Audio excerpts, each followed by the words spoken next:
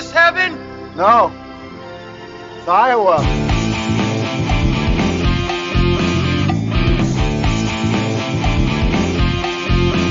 So, like, if you're going to have a podcast where you talk about movies, you should really, like, know how movies are made or have, like, experience in the movie industry. Because if you don't, you know, it's like, then you're just, like, two random people talking about movies. And, like, who really cares about that? You're just people. Anybody can talk about movies. It's like, it's not special. And when we started this podcast, I was really scared, like, really, really scared because, I was alone here with you.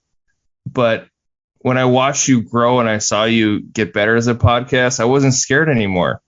Like, the more you did this, the more you spoke, the words you spoke, the first interviews you had, I just started feeling better about it. Does that make any sense? Dad, you're so embarrassing. We're talking 8th grade on the Pod of Dreams. Hey guys, it's Kayla back with another video. So, the topic of today's video is being yourself. Being yourself can be hard, and it's like, aren't I always being myself? And yeah, for sure. But being yourself is like not changing yourself to impress someone else. A lot of people like call me quiet or shy or whatever, but I'm not quiet. Most quiet, Kayla Day. I don't talk a lot at school, but if people talk to me and stuff, they'd find out that I'm like really funny and cool and talkative. By the way, I like your shirt a lot. It's like so cool. What?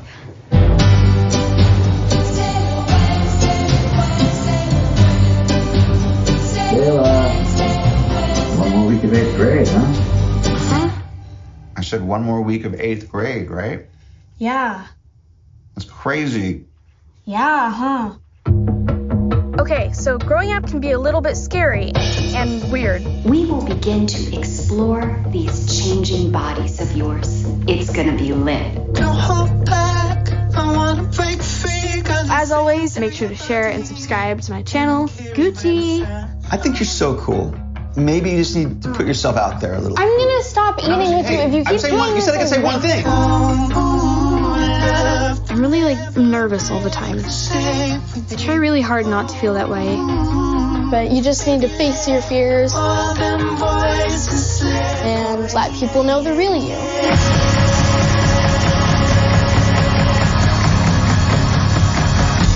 Just grab my phone. How to charge it? Yeah, I mean, sometimes I charge it too. But my phone, Just because things are happening right now doesn't mean they're always gonna happen. What was in there? Just sort of my hopes and dreams. Right. I was a complete mess when I was your age. Really? 8th grade is the worst. You never know what's next. And that's what makes things exciting and scary and fun. When did you get Snapchat? What grade? 5th grade. 5th grade? What? Yo, Hello, everybody. Welcome to the Pod of Dreams. If you listen, we shall pod. Tweet it up. All right. We're talking 8th grade. I needed a palate cleanser from the horrors of Midsommar last week. And my palate is officially cleansed. But Eric and I, you and I, we've been kind of off. I can see a grin on your face. My brain's telling me that grin on your face indicates that we're probably having another week where we're just not in sync. My desperate hopes that we'd be close together have failed. Is that accurate? Am I reading your facial tics correctly? Well, so, okay. Uh-oh. I will say this. So I have a question. For you about this. And I think the question I'm going to ask is clouded by my understanding and interpretation of the person that made this movie, which is Bo Burnham, and his perspective. And I think what I know about him, what I've heard him say, what I've, listened to and kind of interpreted from his whole thing, like who he is and his persona. We've both seen Inside, sure. Well, his stand-up, all of it. It has kind of clouded what I think about this movie, and it raises a question for me. And so my question to you is, does the movie and the filmmaker hate this character, hate the subject and the protagonist, the main person in this movie? Does the movie and the filmmaker hate everything about her? And does he kind of despise what she finds important? Oh my god. That was my question. The whole time I'm watching this is like, is this a movie poking fun at in kind of a nasty, mean way about what this teenage girl finds important in her life? Oh my god. Okay, you and I maybe then did. If you're even asking that question, you and I maybe just saw. So very am I different wrong? movies. Am I wrong? I Dude, didn't am I wrong? Dude, am I wrong? I didn't get any impression that he despised the main character. That Bo Burnham hates social media, right? His whole thing. So he got famous as a social media personality on YouTube, and he kind of hates that, right? He kind of hates what we put our importance in the internet and our importance on our online personas, right? Am I wrong about that? So right, but can we just take a second to pause? I mean, so are you able to at all separate what you know about Bo Burnham now in 2023 from just the experience of viewing this movie? Or is that something you can attempt to do? I had a hard time with that because I think the way we look at this Kayla character is sad.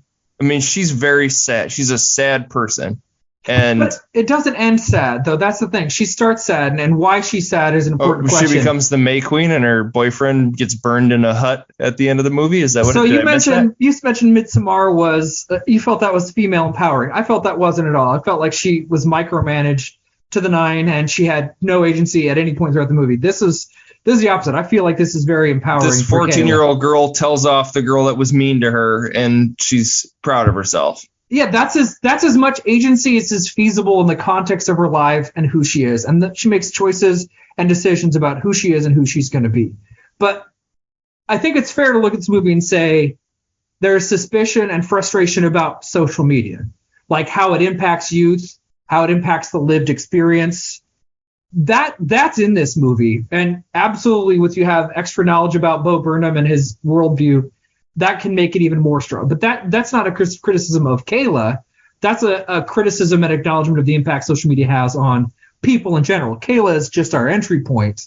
But the critique of social media isn't really on Kayla at all. But so she plays a character who's recording these YouTube videos and saying, kind of like us, saying these things into a camera for nobody. And nobody's listening to it. Nobody's viewing it. It's literally just she's doing it for herself, but in this like sort of sick kind of desire to have internet fame, which the person who wrote this movie and directed this movie, came to fame from the internet, right? He was like in his teens and he did these weird, like kind of Weird Al parody music videos on YouTube and became famous. More raunchy than Weird Al, but yeah, the concept's the same. A little and more became famous. Shock humor. And the only reason he's making this movie is because of the internet and because of YouTube. Sure. Right? Okay. And I think he kind of hates that, right? I think he thinks the desire to want to be liked online is something he despises. And this girl, the character of the movie, that's her only life goal throughout the whole movie until the end. I guess she does say, I'm not going to make videos anymore at the very end of the movie. But she makes a very, conscious change to kind of reject that pursuit. That way leads to madness. That there's no happiness in pursuing fame and connection on social media and trying to be friends with shitty people in terms of status. Pursuing this kind of status, she rejects it by the end. But for most of the movie, all she cares about is making YouTube videos and having a online social presence. She takes pictures. The idea like she wakes up and spends 20 minutes getting makeup on and then takes a picture like, oh, just woke up like this. Correct. Like, that's very critical. Yes, that's sad, and he frames it as sad and depressing. And I think he's telling that this person in this movie is like kind of worthless, and everything she cares about is worthless. I don't think so, because ultimately what underlies that desire for connection or fame is a desire. I mean, in the end, she changes her, like, she wants a friend. She wants some really basic things. She wants to connect with other humans and root them to her. And I don't think he's hates that impulse at all. I don't think he's critical of that impulse at all. I think he's suspicious of social media's ability to actually do that in a satisfying way. That social media can't give you the actual connection that you crave and desire. You're right. In the end, she makes that determination. But for the vast majority of this movie, and for what this 14-year-old girl cares about, lessons. he hates. The filmmaker hates it. He doesn't hate it's her. Obvious. He hates the social media impact. I disagree. But see, so that's my problem with Bo Burnham is I don't think social media is the root cause of these symptoms. I think it exaggerates and amplifies these things. These need to be liked, but that's just a normal. I agree, and I think that's 14, in the movie. 13 year.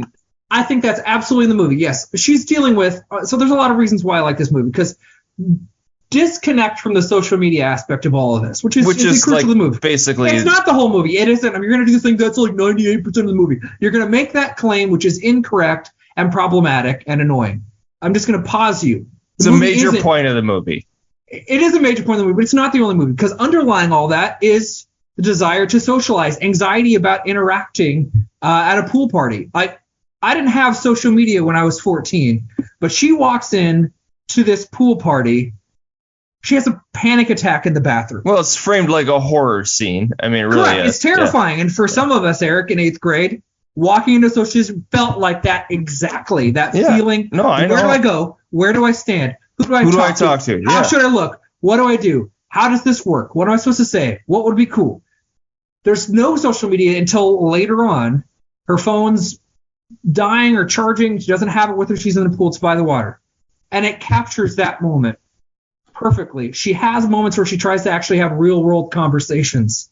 And she's really awkward and shy and has a hard time doing it because she's so anxious. And 8th grade is almost universally one of the most awkward times, at least in American life. And it captures that. And that tension, that social anxiety that's there and universal is there throughout the movie. And it's not just manifested on social media. Social media is how you have to pursue it. I mean, you're stuck. If you were an 8th grader in 2018, when this movie takes place, 2017, or whatever it is, if you're trying to get status, you're trying to connect, you're trying to seem cool, you have to be on social media. At least that would be a reasonable assumption for the average 8th grader to assume. And she pursues stuff unsuccessfully on social media, and it amplifies exactly what she's feeling. And it is a big part of the movie, but it is far from the only point. And it's not even the base. I think there's nothing but empathy for Kayla all throughout the movie. I don't think for a second he thinks she's being stupid or pathetic, at least not in a way that we all kind of were universally pathetic. Sometimes we do peer out. We get like Kayla vision. There's one like at the pool party, we get Kayla vision, but then like the music becomes like adult vision. Because sometimes you get this, okay, with the benefit of hindsight, this is very silly and absurd. All the things we worried about in 8th grade, almost none of them mattered. And there's this acknowledgement about that kind of tension, right? Like she's after this 8th grade hot guy who's doing muscle stuff, and he's like scrawny as hell, and he's a fucking idiot, and yet she's desires him. And for her, it's this big dramatic thing. Someday she'll probably realize, actually by the end of the movie, she realizes the guy's an idiot. And it acknowledges that while also having, I just think there's nothing but empathy for Kayla all throughout this. I don't think for a second he's belittling her and mocking her and thinks she's stupid for wanting to be on social media at all. I just totally emphatically disagree with that take. Okay. I just don't think that's true. I guess I had a different reaction to it. I don't think he's making fun of her at all. And she gets, by the end, growth. She learns that the social media pursuit doesn't help. She learns even the status. She ends up hanging out with the like nerdy kid who isn't going to raise her status at all. She has a very nice time eating chicken nuggets and talking about Rick and Morty and whether or not she believes in God. And she's like, done. And yes, she gives a very awkward telling off of the popular girl, and it's done super well. I mean, it's not super eloquent. It's not like a big epic movie monologue. She's staring down the whole time because she's still super shy and super scared, but she lures down and she tells her off in a not super mean way that basically she's a jerk because that girl was a jerk. I don't know. I mean, I guess that's fascinating to me. If your problem with the movie is that you think Bo Burnham is mocking her and doesn't have empathy because for her. I know what Bo Burnham thinks about social media. But his animus is towards social media, not the kids. I mean, just think of But the this song. movie Welcome made to- me think is like maybe does he also blame the need to want likes and the need to want views as like a part of the problem, a part of what makes social media so awful is our desire, and especially kids' desires to be liked, and it's feeding into that. And See, I disagree. Like, that's a basic human need that he acknowledges. because there were other kids in the movie, even the popular girl, we didn't see her hounding for likes and in the same way. Kayla was the only one we really saw that was desperate to want to use social media to be But we only saw popular. her behind the scenes. Everybody else is in public and they have to act cool and aloof because acting too needy isn't cool. But whatever. She's the main character. She's the one whose inner life we get to see in a way we don't see with any of the other characters. So that we don't see the other characters pining for likes and status doesn't really change the fact that I'm sure that they're doing it. And there's just a big difference between blaming social media versus blaming the impulse to connect and be liked. I don't think there's any resentment towards kids wanting to be liked. I was thinking talk about Welcome to the Internet. He said, there's a line in that song. It did everything we designed it to do. They got bombarded with this. It's electronics. It's shaped their brains. She had, what was it? Instagram in 5th grade. Yeah, the conversation they had at the food court I thought was interesting with the like high school kids. And that's clearly based on what technology is available. She's a different generation than us, and they were like, "What are you talking about? She's only 4 years younger." And it's like, "Well, when did you have Snapchat?" And she's like, 5th grade. And they're like, "See, look, totally different. We didn't have that until we were in like fucking 8th grade or whatever." And it's like that whole discussion because like I didn't have social media. I didn't have an email address till I was in college. Like I didn't have any of that shit. If you were if it was been around, if you were in 8th grade in 2017, you would want a phone. You would want to be on the social media apps, almost certainly. You would want to seem cool and be connected and do the stuff that your friends are doing. I don't. Maybe I don't know if I would have. Okay, fine. I've never had a Facebook account. Like you're too cool. No, okay, that's not true at all. I was just as awkward as she is in this movie. I'm not saying that at all.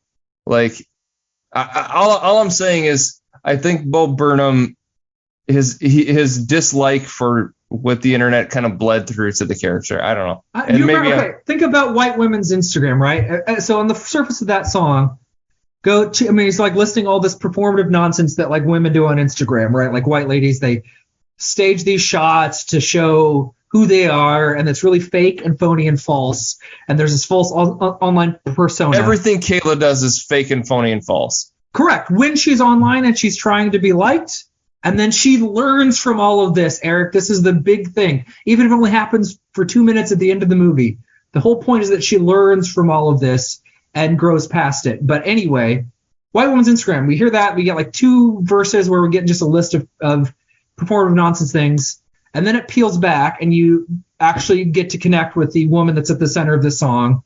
She has a little like thing to her mom, like where she's like, oh gosh, I can't think of the exact lines. Give a hug and kiss to Dad. She's talking about, Mama, I got a boyfriend and I'm crazy about him. And she's having this real moment, and it pans out past the Instagram filter and gets wide, and the shot comes back down. He's taking a moment in that song where he's ostensibly saying, screw social media performative nonsense, to acknowledge the humanity and the realness of the person behind the facade. So I absolutely think it's fair to say he hates the facade and does not like the impact of social media on people in general, and certainly on kids. But I don't think he blames the kids for wanting to be on social media. It's designed to be addictive. It's designed to get kids on there. It's designed to tweak your anxiety so that you stay plugged in as much as possible. Like, I don't think there's, wow, Kayla's so stupid. She doesn't realize how dumb social media is. She tries, she's earnest, and then she realizes, okay, yeah, this isn't going to work. This doesn't make me happy. And then she moves on. And to me, that whole lesson is a lesson about social media, not Kayla being an idiot for wanting in the first place. It just isn't going to work. So she'll never go on Instagram. She'll never do any of those things again. She's still on the app. She follows Gabe, the cousin of the mean girl or whatever, back on whether that's Instagram or Twitter. I don't know what it is, but he says a message, thanks for following me back, and then they make plans to hang out. So she's still going to interact with social media, but she's less concerned with status. She's not going to use it as much in a desperate attempt to be liked, to have status, to connect, to get friends that way. She's going to let the pursuit of status dominate her life in a way it did. Of course, she'll still be online and do stuff. It's not like she's not forsaking all social media and the internet forever. I think the other thing that clouded it for me is you said this movie was really funny. Oh, you didn't laugh. Okay. What parts were funny? I laughed a couple minutes in. The dad stuff was kind of funny. Okay, so definitely the dad stuff. And sure. The stuff with the banana made me laugh. When he's in the car and she's like, pay attention to the road, but don't look sad, but don't talk, but don't look that way. Yeah. Only the stuff with the dad was funny. Nothing else was funny. Early on in the movie, very early on, actually, I don't know, it's a minute or two in, they're watching they're in health class and they get a video called The Hair Down There. And there's a woman who's like, we're going to spend the next 20 minutes talking about hair. It's going to be lit. Awkwardly. Made me laugh. The guy, I don't know, principal kid jerking whoever. Off? What? The kid was jerking off in that scene? Like, that's not funny. I didn't talk about the kid jerking off. Was that what I cited as a funny thing? My God. Well, that was literally the next thing that happened. Okay. So if I think a moment's funny, but then I also have to think the next moment's funny. Well, I'm just saying I don't think that kid jerking off is funny. That's fine. I'm glad that you've noted that was not funny to you. Kudos to you. Was it supposed to be funny? I don't know. Was he actually jerking off or was he doing something else? And he's just going to be the kid that jerked off in class forever. I don't know. I don't care. Like, whether that moment was funny or not isn't really relevant. The principal that does an awkward dab made me laugh. The stuff with just how stupid the 8th grade Aiden guy or whatever his name was, guy was just so dumb. I didn't laugh. I hope we had a school shooter, and she's trying to like talk to him, and it's clear that he's just so dumb. I wish we'd have a school shooter. I wouldn't be a pussy. I'd take his gun and kick his ass. It was such an incredibly dumb 8th grade boy thing to say. To act like if there was a school shooter, you would take his gun. The school shooting thing was not funny either. I think that was supposed to be a joke, but I didn't find that funny at all. I didn't think it was supposed to be a joke at all. I mean, I guess maybe the girl with the fake blood. It's like a sight gag where it's like, oh shit, what is a school shooter? And it's like, nope, it's just a training where that's what kids have to go through now. I was pretty clear that's how sad American schools are, that kids have to go through school shooter training. Could you acknowledge that being the reality for school kids? How would you do that in a way that's not preachy to you? How would you do it? I don't know, not that way. Okay, that's exactly how I mean, they acknowledge it. The cop thanks the drama students, and it's hardly a plot point. They spend 2 minutes on it. She stares at Aiden, then finds out he's a perv and thinks she needs to like learn how to send naked pictures or whatever to get him to like her because she's again pursuing status. The stuff at the pool party, and it's like it's cuts to all these shots of these kids just being weird 8th graders. The kid flipping up his eyelids and just doing inane things, but then you feel Kayla's anxiety as she's in that social situation. That made me laugh less this time, but the first time, I laughed a bunch. I didn't laugh as much towards the end. It gets less funny as it goes along, I think. As it gets a little more serious. But no, I laughed a few times.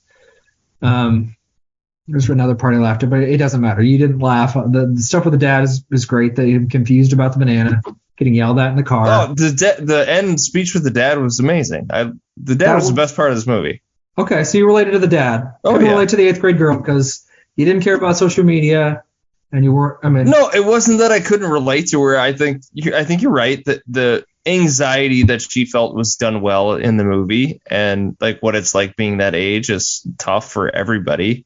And yeah, I think it accurately portrayed her feelings. I just think the social media stuff, which is a huge part of the movie, gave me the impression that the filmmaker didn't like what she found important and was belittling it in a way that I thought was kind of sad. I feel like we're in like the RRR territory where you're like, you didn't think they were in on the joke or they knew how silly it was. I just feel like, boy, that's how off your reading is. I just think he empathizes with Elsie's Elsie's the actor. Kayla's pursuit. Well, acknowledging that it's going to fall short. It's not ultimately gratifying. Except that it didn't fall short for him. He became famous and rich and was able to make a movie about Eric, it. if you make movies in Hollywood and you're successful and make a lot of money, can you talk about how shitty it is to make movies? Can you talk about how shitty movie producers are and movie studios are? Do you get to do that or not because you're really successful as a movie maker?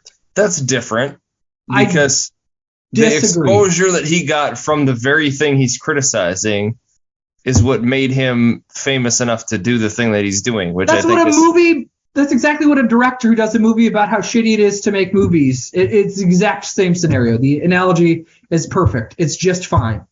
It's totally fair for him to say. I think it's a bit disingenuous, is all I'm saying. I disagree. I think he's got anxiety problems, and I think he probably feels deeply unhappy, despite all of his internet fame and money. There's a lot of people who are rich and famous and then still get depressed and commit suicide. Chris Cornell of Soundgarden, Anthony Bourdain. These are guys who had it all. Quotes, fame, money. They could have lived cushy lives. Anthony Bourdain is a great chef. He would talk about how shitty the food industry is. Well, he got famous, so he can't criticize it. Sorry, Anthony Bourdain. You can't criticize the thing that gave you your status. Sorry. Not fair. Like, it's That's such a different weird... because it's exposure that he got from the thing, and then him. Anthony Bourdain got famous as a chef. He got famous as a chef. He got famous for doing the thing that he's criticizing. That's different. That's a different. It's not example. a different thing. Anthony Bourdain got famous for being a chef, and then he certainly criticized the food industry. Okay, and then Bo Burnham got famous because of social media, and he's critical of social media. It really is the same thing. It's a very bizarre that in this case you just can't. He just isn't allowed to criticize it because he got famous from it. It's bizarre to me. Yes, it gave him the ability to make this movie in the first place. Without social media, he would never have been able to make 8th Grade a movie about social media and why it maybe doesn't work for some people or work in general or however broad you want to make the claims that are in this movie. I think the other thing for me, too, is Booksmart, I think, is so much funnier and so much better than this. I know she's in high school in Booksmart, and this is about an 8th grader, so it's obviously a different time in somebody's life, but Booksmart's just 1,000 times better than this. I haven't seen Booksmart. I suspect that I would like Booksmart less than you because I know what you think is funny and know what I think is funny. And 8th Grade is more understated and probably less broad as comedy. I'm sure Booksmart, there's a lot of zany scenes. Because I'm a big dummy and I only get broad comedy and not the minutia. You get it. It's nothing to do with taste, Eric. It's like in music, you love a lot of guitar. You wanted Prince to do more heavy guitar stuff. You feel like he didn't do enough guitar riffing and shredding. That's how you feel because There's not enough shredding. In 8th grade for sure. Definitely. Well, my point is, you like the movie Blockers. We talked. Blockers wasn't. I didn't like that. It was okay. It's not that I liked that movie. You thought it was funny. I didn't laugh once in that movie. I didn't laugh once in Blockers. I would not. If I was rating that movie, I wouldn't give it a very high rating. I didn't like that movie. Okay, fair enough. I want to talk about one scene, which you're probably not going to like it, but it's almost not about liking. I just think it was incredible, and it does something I think is very difficult to do, and it's the scene where Kayla is getting a ride home. Can we talk about that scene? Sure. How much did you hate that scene? Well, in what way? I mean, it was absolutely uncomfortable and awful. And I mean, it was one of the scenes where I thought like he was empathizing with her situation. And he was like, this is awful that this girl would have to go through something like that. So, and people haven't seen, she's very bummed out through most of the movie, but then she does this thing where, she gets like a mentor for high school, like a rising senior. She's going to be a freshman. She gets somebody who mentors her, and it goes really well, and it helps give her confidence and helps. Why wouldn't you have freshmen mentor 8th graders instead of seniors? That's such it's a weird thing. Like you're having 18-year-olds hang with 14-year-olds. That's crazy. Well, the stuff that happens outside. Did that happen in your high school? No, there were no mentors. Did you have middle school or did you have junior high? We called it junior high. So you had 7th and 8th grade. Just 7th Because and 8th in this grade. movie she's in middle school, which is 6th, 7th, and 8th grade. Right. My kids will have middle school. But so she's in 8th grade and she's hanging out with high school seniors. Well, the mentor, I mean, it's you're supposed to shadow them for a day. The stuff that happens outside of school is like extra or whatever, but that's fine. But whatever. That's fine. I see the logic. If I'm an administrator, you've convinced me, Eric. But in this movie, it's seniors. Whatever. She goes to the mall to meet her mentor. Mentor invites her, so she goes and she just kind of sits there and sees there's 2 guys, 2 girls. They talk about a lot of things, but the social media composition being part of it. Her dad spies on her. She's actually going to get a ride home. She's riding with her mentor, Olivia, and this other guy. I can't even remember his name, but it's the guy who's got the car. They're outside. The older girl says, let's drop Kayla off first. And she's like, no, I mean, this is your house right here. We're good. And he lets Olivia off. And then he starts driving a little ways away. Basically starts hitting on her and says, we can't talk. I'm in the front, you're in the back. It's kind of weird. And then he goes in the back. She makes a comment how she won't turn 18 in high school. So she's like my kids they won't turn 18 in high school. You didn't either because you were, right? Oh, I'm not. You have a summer birthday.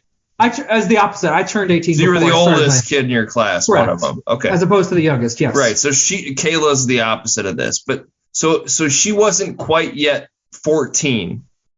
She would have been 13 years old, right? I think she's 14. I think she's turned 14. Well, she hadn't finished 8th grade yet, so she would have turned 14 that summer. I guess that math checks out, 14, 15. I mean, it doesn't matter. You're about to say that she's way too young and the guy's a creep, which he is. Well, yeah, I mean, that's all I'm saying is like this is fucked up what happens to her. Yeah, the guy is an absolute creep. So he might be 18 and she's 13.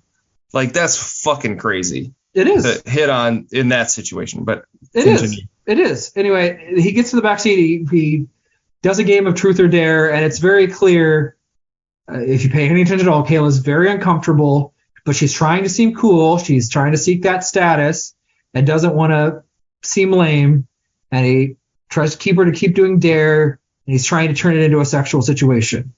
And he never threatens her. He doesn't say, I'm going to hurt you. It's not like some punk guy in an 80s revenge movie who's like, I'm going to rape you. He never even says the word sex. He doesn't say, I want to have sex with you. He says, I'm going to. But it's this very dangerous, complicated situation because she also needs him to get a ride home. And in that moment, he tells her that, her dare is to take her shirt off. And she stands her ground in a situation that'd be very difficult to stand her ground. And this is a situation I think many women have found themselves in at various points. And it's like, is it easier? Do I just comply? What do I do? How do I handle this? But she doesn't want to seem uncool to her new buddy, Olivia. And she stands her ground in a way that's very difficult. To me, shows a lot of agency for a 13-year-old girl. I think it'd be very, very difficult to do. Yeah, where he tries to grab her. She's like, stop. And she's like, sorry. And then she's apologizing afterwards too. Yeah. And she shouldn't have to apologize, but she's desperate. She doesn't want him to tell Olivia. She drew a line. Like, no, stop. Don't touch me. Don't touch me. I'm not doing this. Correct. Yeah. Yep. And then he tries to put it off like he's doing her a favor, like a super duper asshole. All the high school boys are gonna, I was trying to help you out. Yeah, I mean, he's a piece of shit. Like, he's an 18-year-old trying to do something with a 13-year-old, which is like absolutely not okay in any scenario and completely fucked and illegal. I think in most states is a fucking crime what this guy was doing. Sure, yeah, it was bad, but it's one of those things. Like, there aren't many scenes where you get the sense of just how, without any threat of violence, without anything overtly explicit. But I was gonna say it's interesting because Bo Burnham is in where he plays kind of a rapist. Yeah, not promising young woman. Yeah. Oh, sorry, did you not hear that? Yeah, promising young woman. You froze for a minute there, so okay. Sorry. So yeah, we froze. Okay. But yeah, so Promising Young Woman is the movie, and he plays a rapist basically. But he's a nice guy. But he's a nice guy. He was a kid. I'm joking. That's what he says in his defense in that movie. Right. No, he's certainly interesting. He to me, yes, that's absolutely a time where he's empathizing with something that women in particular have to go through and deal with this sexual danger and power imbalance. She stands her ground, but she's very distraught by it. And she goes to her room and she slams the door and she's very upset, understandably so. But it's like there aren't many scenes that really convey those kind of situations that women can be in. And it's awful, it's uncomfortable, but it should be. And you think, she doesn't kill him. He's not going to go to jail. She, in fact, doesn't want anybody to know about it, but she at least says no, holds her ground in a way that I think is very empowering and heroic in a very, everyday sort of way, not in a Marvel superhero sort of way. And I think it's an incredible scene. It's very impactful and it resonates. And it's one of those things that help her decide, like, okay, I'm going to pretend I like blowjobs to impress this idiot guy. And, in the end, she decides not to pursue the idiot guy. Like, I love the shot. She's at her graduation and she's in the line and she walks down the hall. We think she's going to pursue Aiden, the idiot guy. And then she turns and confronts the girl who's just kind of mean to her. Yeah, what's interesting is all of the videos which she makes, which nobody sees, she actually gives really good advice. You know what I mean? Like it's one of those things like, are you listening to what you're saying? Because what you're saying is actually in the end she does. That first video she does, she listens to herself by the end. That first one she does, it comes back full circle. She doesn't take her own advice initially when she does that first video. And she's projecting stuff too, like the pool party. Like she just, so like I'd invite this weird girl to a pool party and it's like, she's using the hope that people will see what she's like because she struggles socially. And these videos to me, it's not Bo Burnham mocking her for being on social media and wanting friends and likes and attention. She's looking to connect. She just wants a friend. Like her goal. In a pathetic way. The goals are shallow. You're pathetic is your word. I don't think he views her as pathetic. She's just pursuing the wrong things. What's happened? I think the movie does view her as pathetic, but I disagree so emphatically with that reading. Like we see her like time capsule of, okay, this is what she was looking for in 6th grade. And this is like the culmination of that. Like, I hope you have a hot boyfriend and you're popular and you're all this stuff. And she ends up burning it because she realizes, okay, these were kind of childish pursuits, I guess, or unsatisfying. I wouldn't view it pathetic. Or based off the internet. Sure, or stuff that she'd seen or what she thought she was supposed to do or what she needed to do to get liked and attention and to be happy. Be happy is probably how I put it. This is what you need to be happy. And she realizes actually those pursuit things aren't going to make me happy. And I don't even know if it's a universal claim. It can just be for her, like it's not going to make me happy. Maybe social media does make some people genuinely happy. I don't know. It does. Twitter doesn't actually make me happy. It kind of bums me out. I usually just read Twitter and I just find myself liking humanity less and less. But, that is a way of I guess promoting. It's also, I don't share Bo Burnham's disdain for social media and the internet. Like, I think definitely it exaggerates and amplifies problems in our society and in our personal lives. I don't think of any of that. And so I guess I just sort of disagree with that perspective on it. See, to me, I think the way you just put it is almost certainly, I think, how Bo Burnham would put it.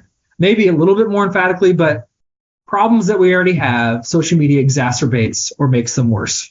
I think that's almost certainly what his world would be. And I bet if you ask Bo Burnham, do you empathize with Kayla?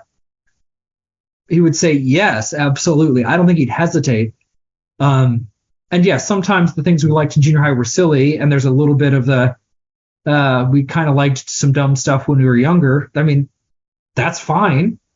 That's true. I sometimes squirm at the stuff that I liked or cared about. Have you not ever seen a movie that you liked once and you're like, wait, I used to like that movie? Like never once. You're just like, oh, I get it. This movie was great. 13 only really had great taste in movies. They spot on. When I was 13, I loved the movie 13th Warrior. It's still an amazing movie. Is it? I've never seen it. Oh, or like Kid Rock. Like, did you ever have a Kid Rock face where you're like, man, this guy Kid Rock, his music rocks? I loved Kid Rock for a long time. That Limp Bizkit, I loved Limp Bizkit too. Okay. Do you look back and think, oh, they're great? I do. Or do you think, oh, okay, I was a little childish to like those things. His politics are spot on. He's really grown as an adult. I'm glad he's standing up to tyranny of Bud Budweiser. Light. Yeah. What a hero. The hero we need. I don't know. I that was It's fine. Maybe I'm wrong. That was the lingering question I had when I was watching. This is fast. I mean, this is one of the reasons why I'm glad we do the podcast, even though I disagree with your take on this movie. The other question: why was this movie rated R?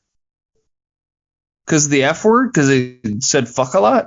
Well, if you say fuck more than once, you're automatically rated R. Is that it though? I can't understand. That is a rule. That's a hard rule. Did they say fuck more than once in this movie? I guess I don't even remember. I don't know. But they talk. It seems like a huge error on the part of like marketing this. Like, why would you make this movie rated R? It should never have been rated R. Oh, I don't have it's fine. You were trying to accurately. This isn't kids, but you're trying to accurately convey as best as you possibly can in a movie what 8th graders were going through in 2018. I mean, you filmed it part of it is with a lot of high school students. Part of it is I wanted to watch this with my kids. Oh. And then I saw this rated R and it's like, oh, I probably shouldn't do that. But then I watched it and it's like, they might get something out of this. I don't know. They might have enjoyed it. That's interesting. I mean, because my kids they're going into 5th grade. I mean, right. This will be them in 3 years or whatever it is. Yeah. And they already think in you're 6th grade. They're in middle school, you know. Yeah. And I'm a dorky dad that they tell me to get away from them all the time. It happens daily. They're meeting the real you. They know you. Yeah. They finally figured out who you actually are. Mm-hmm. They make fun of my movie takes all the time. Well, sure, as they should. Well, that's interesting. I mean, I wouldn't show it to. I mean, my oldest is almost 8, but I wouldn't quite show it to her. I don't know if it even said fuck more than once, it would automatically get an R. But you had kids talking about blowjobs. I don't know. They talk about stuff sexually. There's a sexually dangerous situation. I just feel like with a few tweaks, it could have absolutely have been PG-13. Oh, see, there's almost nothing I would change about this movie. I mean, it's not long. It's an hour and a half. It's not going for. It's just it wants to keep it pretty authentic and as authentic as it can for a movie. I feel like okay, that's probably experience a lot of 8th graders had. It seems very plausible at a minimum. Like I know you had some issues with like Lady Bird not being historically accurate with like music or whatever the issues were. Somebody commented how there was the wrong car model in a scene or whatever that hadn't been released in 1999. Didn't get any of that vibes. It felt very, very real. And there's nothing more. I mean, just the pool scene alone is to me worth the price of admission. It was just great. I don't know. I mean, Boomerang had panic attacks on tour. This guy who's got all this fame and money was still not satisfied and still anxious about stuff. And he reflected on social media and how he got famous. And I don't know. I don't know. He made the movie because he watched YouTube videos of like kids that had nobody following them. Like, it's like, what's the point of it? Like, why are you doing this? That was the whole inspiration for the movie. And you think he just thought, what are these idiots? I'm going to make fun of these losers who aren't as successful as me. They don't know how to do social media like me. Maybe? You think that's completely wrong? I think he questioned why they did that. He questioned why would you ever do that? I think he understands why they would do that, even if it's depressing, even if it's ultimately unsatisfying. I think he understands or thinks or believes that social media is just this compulsion, and you think as a kid that you need to do it. I don't know. That's the movie has a 99% Rotten Tomatoes rating. And do you think all these people just are there to laugh at stupid 8th graders who just don't get how dumb social media is? I don't know. Man, that fascinates me. Your brain, Eric, is a wonder. I love it. It confuses me. It baffles me. Sometimes I'm befuddled by it. But I'm just glad to encounter a brain that sometimes sees things. I thought it had some Oscar noms, but it didn't. I guess I was wrong about that. No, it wasn't big enough. And I thought he had like best original screenplay or something like that. Maybe not. The screenplay is very good, but whatever. The Oscars is who cares? I mean, this is a great movie. Whether the Oscars recognize it or not is irrelevant to me. But all right. I mean, how bad's the damage? How far off are we? We're off. We're not. I give it 2.5 stars. Oh my God. Okay. For the reasons I said, like I just constantly was questioning whether or not he hated the main character and hated what she cared about and hated. So if you felt that wasn't the case, if you thought, okay, he gets why she wants to do this, he understands, he empathizes with her, even if he thinks, social media isn't really the best path forward for her, that would change your rating of the movie? Maybe, but I also thought it was kind of reductive. It's like, okay, teenage kids use social media too much. Okay, no shit.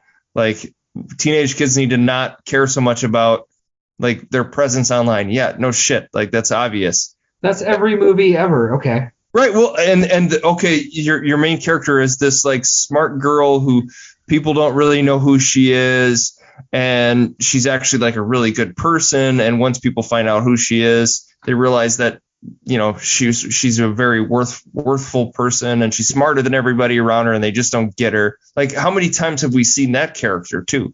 Booksmart again. There's like a million movies about that same person. So the main character's not even all that original in the first place. There's nothing really all that original about this movie other than the internet piece of it. Oh, I disagree. There's almost no movie like this. I guarantee you Booksmart isn't like this.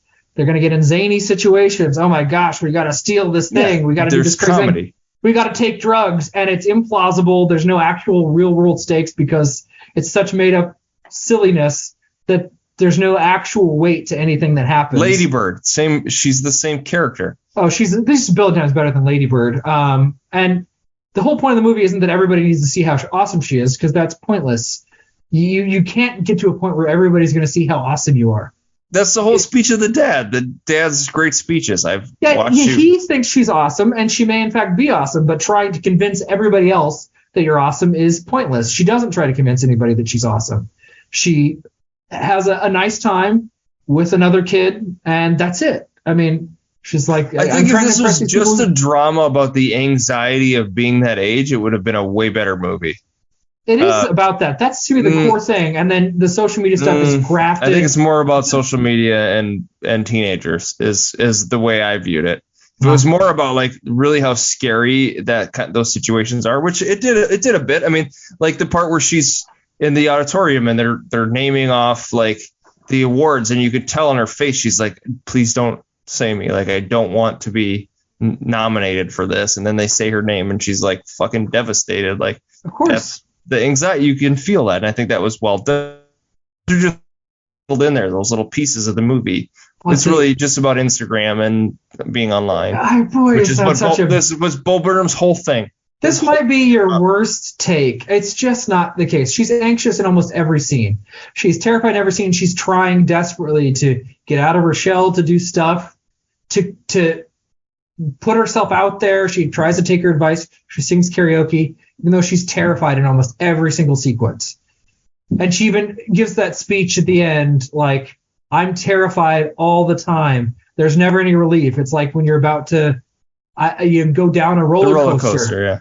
And she is like that throughout the entire movie. And it's clear it's there. It doesn't scream at you that that's her mental state, but it's obvious if you look at her face that she's anxious nonstop. She's trying to figure out what to do socially nonstop. She's so worried about saying the wrong thing. What do I do? What's the correct thing? In almost every single scene. Like, it's just there always. Sometimes more overtly, sometimes less. Gosh, I just, like, the core is... What's your ranking? 5 out of 5. There's not a flaw. Wow, this is a 5-star movie for you. Yes, absolutely. It's a great movie. Saw it in the theater and cackled all throughout, time watching it and it really worked for my wife, who rewatched it with me this time again. And, my sister-in-law, the first time around, it worked for all of us. It's great. I mean, it captures the essence. And yes, it absolutely talks and is cynical about social media. But to me, the heart of the movie is be yourself. And yeah, that's a common message. That's fine. It's the execution that's unlike any movie I've seen. It's way better than Lady Bird's like a 4 out of 5 movie, really. This is there's nothing I would change about this movie. It's perfect. It ends happy. This is female empowerment. This is her not given a binary choice in which the answer is obvious and then somebody's burned and then she smiles. Look, I mean, this is real agency. She's coming to real self-realizations about who she is and getting just a little bit more confident. She's not a totally different person. Everybody doesn't like her. She doesn't save the day. She doesn't defeat the school shooter. And everybody says hooray. Both movies that the last two movies were movies starring a woman, but by a man. That's kind of an interesting perspective.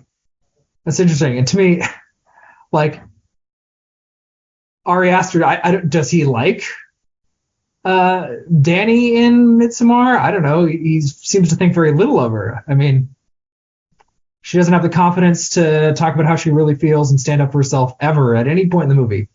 Kayla stands up for herself 150,000% more than Danny ever does in Midsommar. And she sits there and is just told what to do every second of the way, given drugs. I mean, it's so bizarre that was female empowerment to you, and then this is like, yeah, seen it before. Booksmart did it better. But whatever. This is why we have this podcast. This is fascinating. I was hoping we'd be closer. I was hoping it'd at least be 3, but did you like it more the second time you watched it? I liked it about the same. I mean, the first time was I was more surprised by it the first time, so I laughed more. But then there's other stuff that kind of stuck out a little bit more. But I see it and I think, I feel for her from the beginning. I mean, I'm with her the whole time. So the other thing, did I mention? Like, I really like Bo Burnham. Like, that's maybe that's not coming across. It isn't coming across because it seems like you don't like that he criticized social media. I thought was amazing. Even though he criticizes social media on there, and I think that's famous? more honest. That's more honest about it. Like, this was a underhanded way of he didn't criticize social media with this movie. He criticized the people that want to be famous on social media, which is the part that I think that's the difference about it for me. He's criticizing the people that basically aren't as good at it as him. She's not even. Is that just? She's not even trying to get famous. She's trying to get a friend.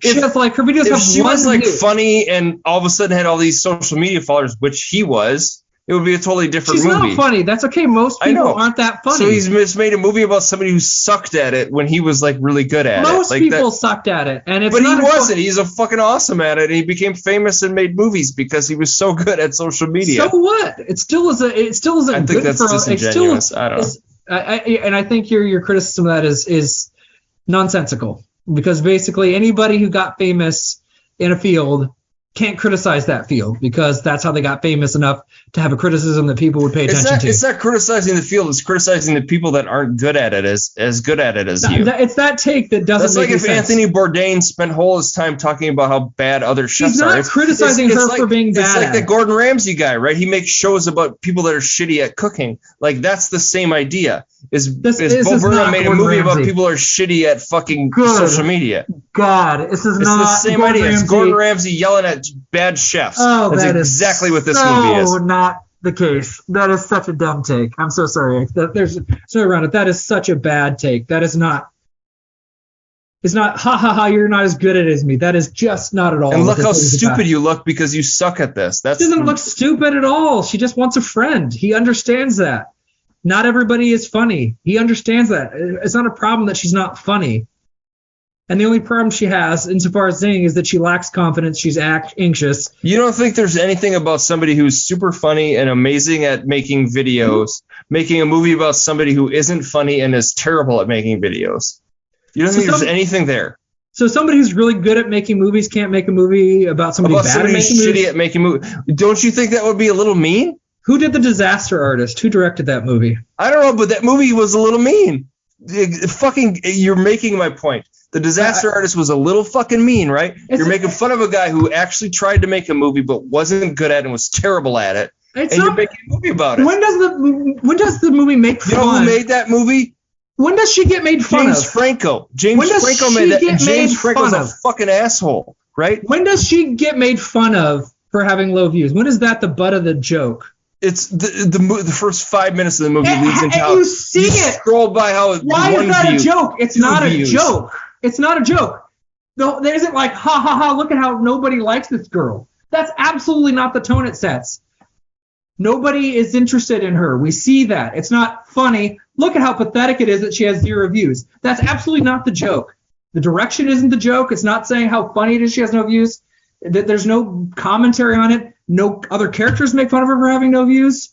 They might as well have had a split screen of Bo Burnham's YouTube views versus this girl's YouTube views. So you saw that. You thought, I'm supposed to laugh at her because she has no views in that opening sequence.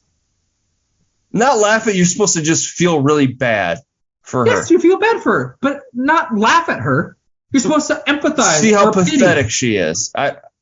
Why doesn't nobody like her? What's the problem? Why is that? And then you get to know her, and she's a nice person. She's smart. No, she's not. But she's not funny like he was. She's not Jonah Hill's brother or sister. So okay, I guess she's not funny enough.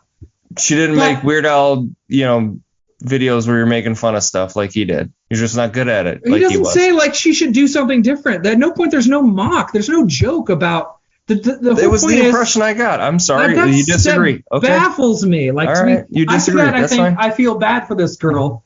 Not she's so stupid for even trying. Fuck her. I'll tell you what, idiot. If I didn't know this was made by Bo Burnham, I would probably have a totally different view on it. If it was just like this was made by Greta Gerwig, oh fuck, okay, great. Like you made a really insightful movie yet, but I think I'm totally clouded by the fact that I know that the guy that made this movie became famous making YouTube videos and was funny and amazing at it, and that's his whole persona. That's baffles me. And like even thinking of the movie Inside, he doesn't mock people for wanting to connect or using social media. That's not really criticism. It's the structure. It's the companies. Certainly Jeff Bezos gets his own special song on the movie, but he doesn't blame the people for wanting to connect or using it. He certainly has things that it's not. No, Inside isn't, but I think this movie is. But so it's weird. You know that he's a famous guy that got famous on the internet, who clearly has issues with social media, and you look back at that and think he's making fun of this girl. And I just think like, I don't know how you avoid it. Is I guess what I'm asking. I have no. I see it totally different. It's like baffles me. Like everything I see about Inside would make me think that there's more empathy for our main character than less. Like there's no part about what we know about Bo Burnham in 2023 that isn't. Oh, yeah, this is impacting people in a way, and it's ultimately not satisfying. It's not going to get people what they want. It didn't get me what I wanted because I've got money and fame, which I guess I wanted, but I'm still deeply unhappy.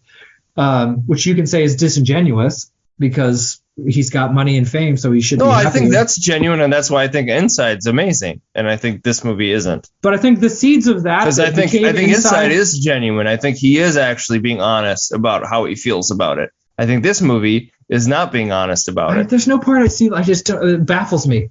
Like he's being honest about how he feels about it, and he feels like it's a problematic structure. And then you look back at this and think he's not commenting on the structure; he's commenting on the rubes who aren't as good at it as him.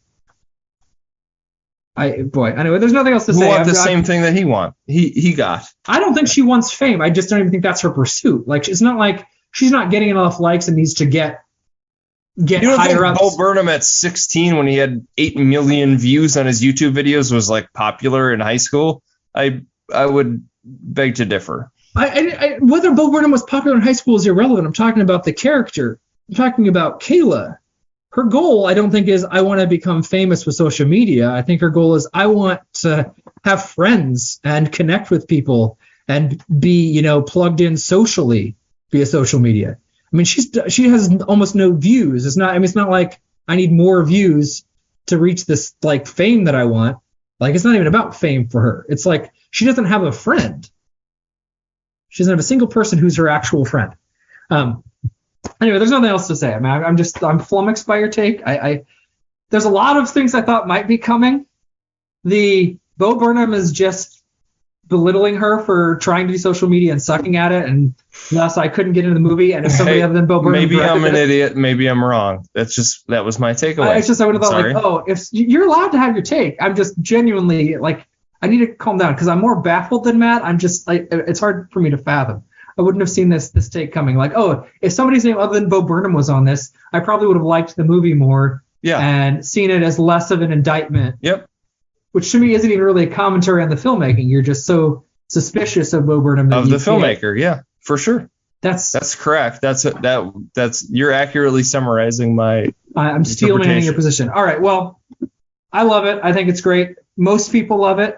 Eric does not. 99% Robert Eggers. Roger Ebert, Brian Eggers. Hey, he could be the next Roger Ebert. Sure. He wrote a glowing, amazing essay on this movie. Loved it. Well, he's correct. He's a smart guy. He's got great cinematic taste. Anyway, it's an incredible movie. I bet he also thinks. I guess I got to read the essay now because I don't think he thinks she's being belittled either, right? I mean, he's not like, this is so cruel to our protagonist. Who, I mean, I don't know. No, he did not have that take. Okay, that's fascinating. Okay, I miss Eric. I love that you can amaze me. I love that after our just deep connection through all these years, I can still sometimes be up at the plate. I think I've seen all of Eric's pitches. I've seen the slider, seen the curveball, seen the fastball, seen the changeup, and all of a sudden here comes a goddamn knuckleball, and I have no idea where the ball's coming, and I just whiff totally, end up on the ground, and can't process what the fuck just happened. Like, holy cow, that's amazing. I got all the pitches, man. You are singular. You are a singular vision. Let's get ourselves to the 5 degrees of.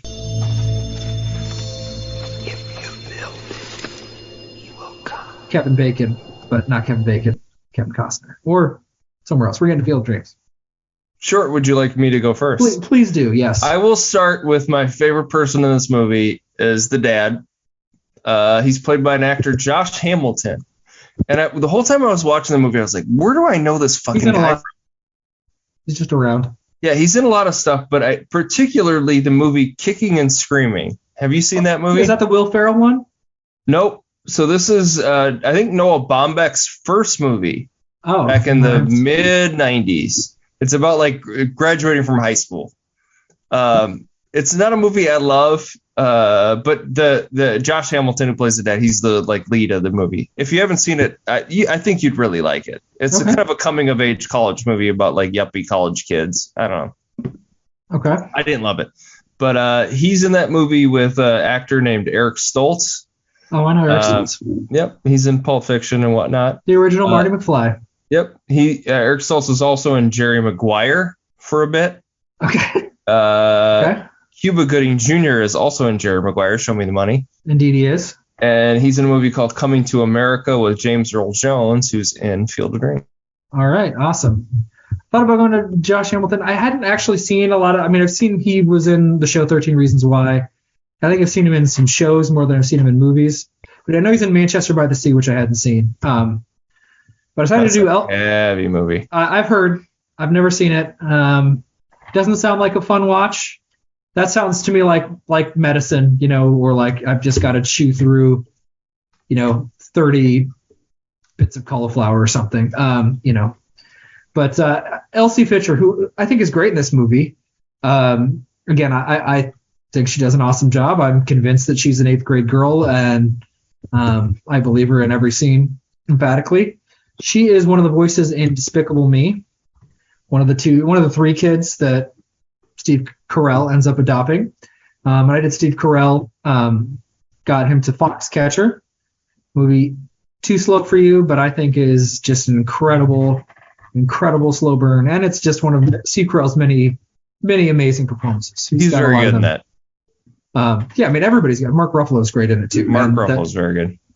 I mean, I love it. I mean, he plays a guy that can't act. It's incredible. So Mark Ruffalo is in a movie called Rumor Has It, romantic comedy with Jennifer Aniston, Matthew McConaughey, I think, and Kevin Costner's in that. Kevin Costner's Field of Dreams.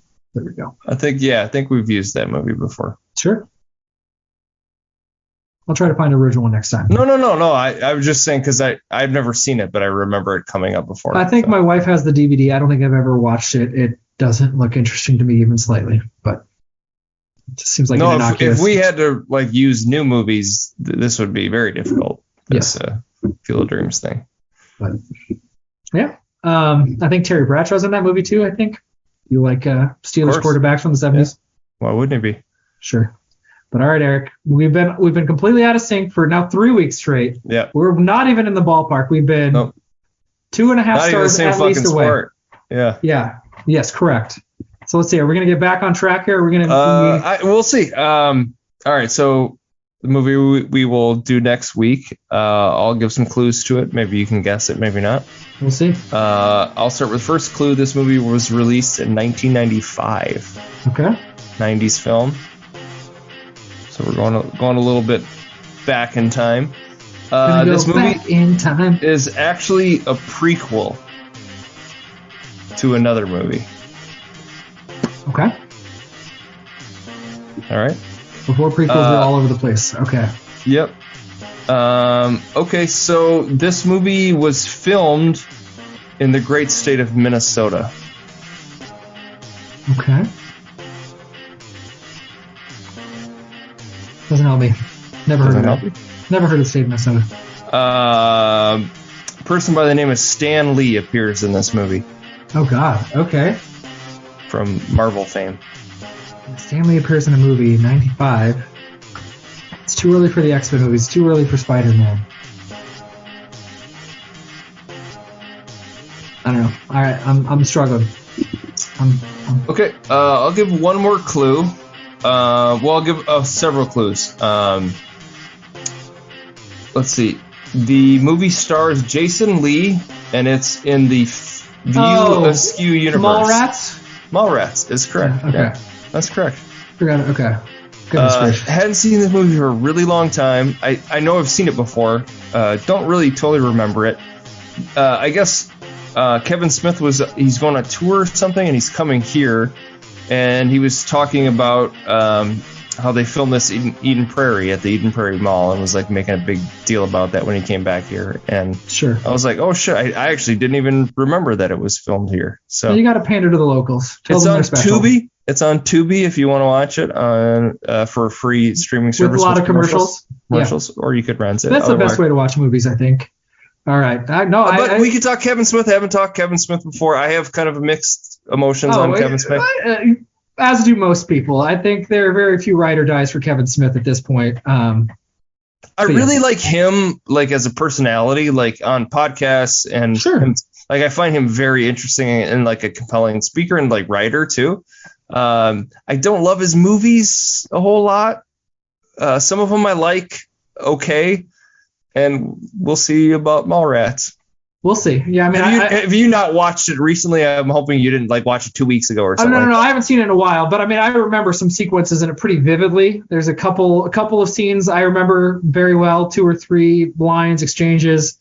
I remember Ben Affleck in it pretty distinctly. Yeah, that was the other piece. Is Ben Affleck's been doing a bunch of stuff because he's in the Air movie, the movie about Air Jordan and stuff, and yeah, this is like one of his first movies, and he's kind of like a bit character in it.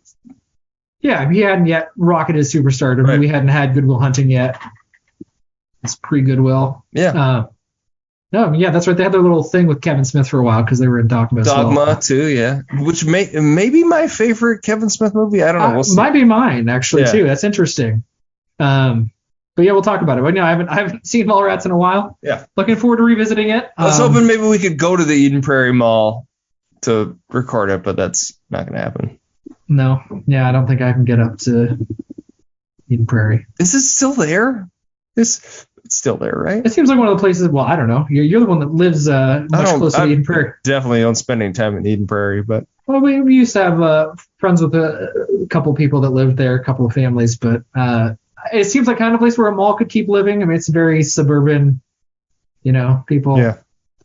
A lot of white people who like shopping at, box stores. Or 8th graders that want to go to the food court. Oh, yeah. An 8th grader wanting to go to the mall. That's crazy. Unfathomable. Totally couldn't buy that. need to be dropped off. They can't be seen with their dad. Of course, yeah. I'm not far away from that. I get it. Yeah. I remember feeling that. I'm not quite there yet, but I get it a little bit, but I don't think nearly to the degree. Dad, you're embarrassing me. And you're just like standing there. You're not even saying anything. You're just existing. Here. I'm just here. Yeah. You're driving. Dad, don't drive like that. I'm just driving. No, but don't have that look on your face. But don't not have that look on your face. And you're just like, oh, okay. I don't know. I love in that shot where you don't see the dad's face too. I think that's pretty brilliant. He's it's a nice directorial decision. Sure. All right, it's 3 stars. I'm glad that my histrionics can give you a pity half star, sort of. All right, well, thanks for listening, everybody. Appreciate it.